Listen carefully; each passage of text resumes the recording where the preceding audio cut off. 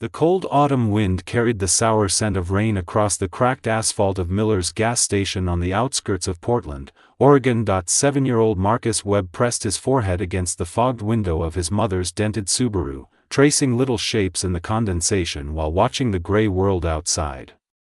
His kindergarten teacher once called him unnaturally observant for a child his age. Marcus just thought he liked paying attention. "Mom, can I get a snack?" he whispered. Jennifer Webb glanced at him in the rearview mirror. The woman was only 32, but exhaustion lined her face far deeper than years alone could explain. She worked double shifts as a nurse's aide at Providence Hospital, shifts she couldn't afford to skip since her husband died 3 years earlier in a scaffolding collapse. "We need to save money, baby," she said gently. "We've got crackers at home." Marcus didn't argue.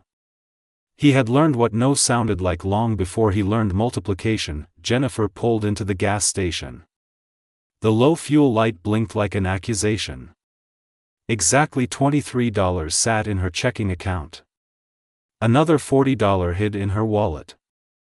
Friday's paycheck still felt forever away. That's when Marcus heard the rumbling. Motorcycles, 5 of them, roared into the far side of the parking lot. Chrome gleamed beneath storm clouds. Leather vests flashed patches Marcus recognized even from cartoons and news reports. "Hell's Angels, stay in the car," Jennifer warned automatically, but Marcus wasn't watching the bikers. He was watching the man in the dark hoodie creeping between the parked bikes. The stranger kept scanning the lot nervously before crouching beside one motorcycle. Something metallic glinted in his hand. Marcus felt a strange tug in his chest. The man repeated the movement at the second bike, then the third. Marcus remembered a story Dave, the mechanic friend, had told his mom. Cut brake lines, 'cause fatal crashes. The realization slammed him breathless. That man wasn't fixing bikes, he was trying to kill someone. Marcus's heart raced. These were scary bikers, people adults avoided, but his mom always said one thing mattered more than fear: if you see something wrong, speak up. Behind him, the car door clicked open, and 7-year-old Marcus Webb sprinted straight toward danger. Jennifer barely had time to react before Marcus tore off across the rain-dark pavement. "Marcus, stay here," she shouted, dropping the fuel pump. He didn't stop. 5 large bikers stood laughing beside their machines when Marcus skidded to a halt in front of them, breathless. "Don't start your bikes," he screamed. The laughter cut off instantly. One of the men stepped forward, a massive figure with a braided gray beard and arms covered in faded tattoos. "Whoa, kid, what's wrong?" "There's a bad man," Marcus squeaked, pointing wildly. "He's cutting stuff under your bikes, the brakes." "I saw him." The bearded biker followed Marcus's finger just in time to see the hooded man backing away into the shadows. "Jake. Chase. Check the bikes," he barked. 2 bikers rushed toward the motorcycles while another vaulted into a sprint after the fleeing saboteur. The suspect disappeared around the corner of the building before the biker could reach him, but not before plates were memorized. Jennifer reached Marcus, clutching him to her side. "I told you to stay in the sea, he was hurting them," Marcus cried. "I had to tell." Seconds passed before Jake stood upright again, fury blazing in his eyes. "Brake lines are cut clean through 3 bikes." The air froze. The bearded man exhaled sharply.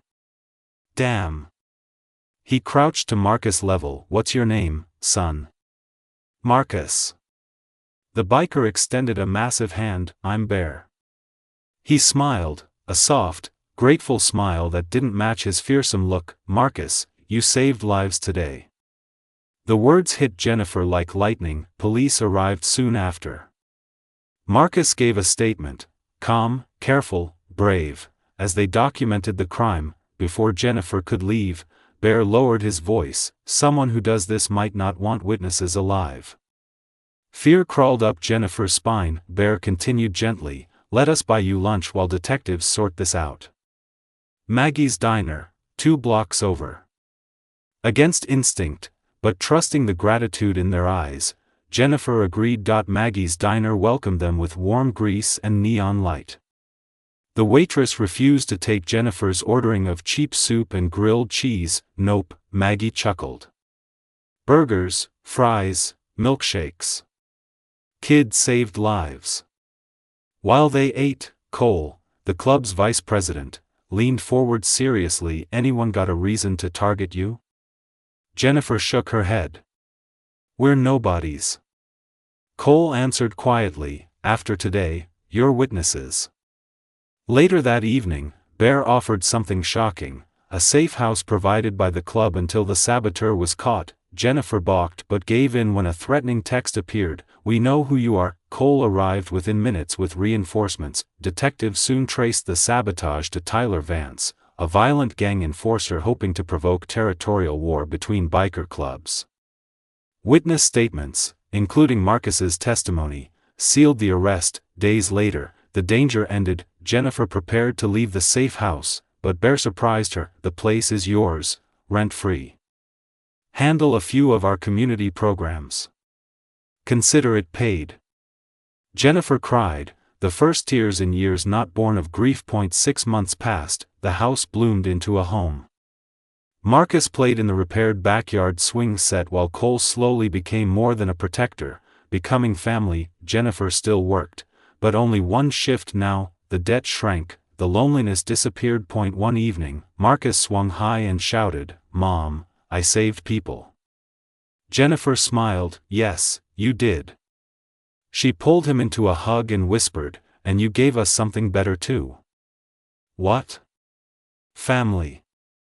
Motorcycles hummed softly in the distance, not a threat anymore, but a sense of safety. Once, Jennifer had nearly drowned under the weight of life. Now, she stood steady, held up by courage, community, and the boy who chose bravery over fear. If this story touched your heart, if it reminded you to pay attention, be brave, and never underestimate a small voice. Backhand index pointing right. Please like this video. Backhand index pointing right. Subscribe to Echo Tales for more powerful true style stories. Backhand index pointing right. Comment below, what would you have done in Marcus's place? Because courage comes in all sizes, and sometimes the smallest hero casts the longest shadow.